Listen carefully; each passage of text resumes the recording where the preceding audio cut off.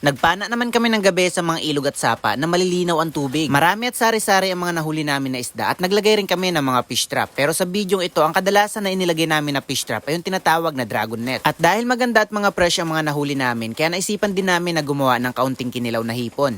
Makulimlim ang panahon nung hapon na pumunta kami dito at medyo umuulan-ulan. At ang bala ko pa sanang gawin ay magalagay na lamang ng tent sa tabing ilog dahil doon na lamang kami matutulog. Nag-ihaw lamang kami ng nyog na pinakampamain namin. Saka naman kami dumiretso dito sa ilog para magkana na ng mga fish trap. Hindi rin ako nagdala dito ng mga fish trap na galing sa bahay dahil ang gusto ko talagang subukan kung gaano karami ang mahuhuli namin ng mga isda kapag puro dragon net ang ginamit namin. Habang naglalagay naman kami dito ng mga trap, may nakita rin kaming isang katutubong mangyan na nangangawil. Nakakatuwa talaga yun dahil palangiti at talagang masiyahin kahit wala pang nahuhuli. Pagkatapos naman namin maglagay ng mga trap, nagpalipas lamang kami ng ilang oras. Kaya bandang alas 8 ng gabi nagsimula naman kaming mamana. Pero bago ang lahat, pagpasensyahan nyo na lamang kung medyo maingay ang voice over ko. Gawa ng hanggang ngayon hindi pa rin tumitila ang ulan. Sa pamamana namin, nagsimula naman kami sa ilog. Pinili lang namin kung alin yung may mga parte na malilinaw. Yung may mga bukal para kitang-kitang isda. Habang namamana naman kami, kung alin yung madaanan namin na nilagyan namin ng mga trap, pinandaw na rin namin para kahit papaano ay may karagdagan na kagad ang huli namin. Sa isang trap na pinandaw namin dito, may nahuling maliit na snake turtle. Kaya pinalpasan na lang namin dahil ang sabi ko parang baby pa lamang. Ganyan din kasi ang ginawa ko sa baby ko. Pinalaya ko, aray ko. Sari-sari mga isda din ang mga nahuli namin sa ilog. Mayroong mga bunog, pait, maliliit na tilapia at mga hipon. Ang kinaganda lamang ng mga hipon sa ilog mapuputi kumpara sa sapa na medyo maiitim talaga. Sinunsun naman namin ang sapa at parami ng parami ang mga nahuhuli namin. Ang karamihan nga lang maliliit na tilapia talaga at hindi namin namalaya na malayo na pala narating namin. Hindi ko na alam kung paano bumalik sa kanya, aray ko. Mag-alas 12 na ng gabi at maliwanag na rin ang buwan pero madilim pa rin ang tingin ko sa humaharot sayo. Kaya umuwi na lamang kami, total naman at marami na kaming nahuli. Pagka-uwi naman namin, niluto lang namin sa asin yung mga nahuli namin para hindi masira at kinaumagahan naman saka naman kami nagpandaw ng mga kinana namin na fish trap. Itong unang trap na inilagay namin at una rin namin papandawin ng kaibigan ko, inilagay namin ito sa parting malalim. Yun talagang sisirin dahil nagbakasakali kami na makahuli ng igas. Sa unang pagpandaw namin ang mga nahuli namin dito, mga hipon at bunog. Hindi gaanong karamihan pero sapat na para magselos ako sa iba, aray ko. Sunod naman na nagpandaw dito yung pinsan ko. 2 piraso ng fish trap ang pinandaw niya dito. At ang huli naman ito kaparehas din lamang nung una namin pinandaw. Mga hipon at bunog pero mas marami ito kumpara dun sa una. Dumiretso naman kami sa ilog dahil may isang trap na inilagay kami dito. Na nung inilagay namin ito ay nahagisang panandala ng isang katutubo. Mabuti na lamang at nakita namin kaya naibalik rin kaagad namin. Patuloy lamang kami sa pagpandaw dito at itong sumunod na pinandaw ko na 2 piraso. Pinandaw rin namin ito nung gabi kaya hindi gaano karamihan ang mga nahuli nito ngayon. At itong sunod na pinandaw naman ng pinsan ko, ito na siguro ang may pinakamagandang huli dahil sari-sari ang mga laman nito. Mayroong mga igat, malalaking bunog at mga hipon. Patuloy lang ulit kami sa pagpandaw dito at itong mga pinandaw naman namin ngayon ay ito rin yung mga pinandaw namin nung gabi pero maganda pa rin ang mga nahuli nito. At itong huling papandawin namin ng kaibigan ko, ito rin yung pinakamalalim na trap na inilagay namin. Medyo nakakatakot talaga dahil bukod sa malalim na ang tubig, malabo rin na magkagusto ka sa akin. Aray ko, pasmado. Nasa 10 pirasong fish trap yung inilagay namin dito at ang mga nahuli namin ay mahigit 1 kilo. Pero kung isasama naman yung pinandaw namin nung gabi, papatak rin ng 2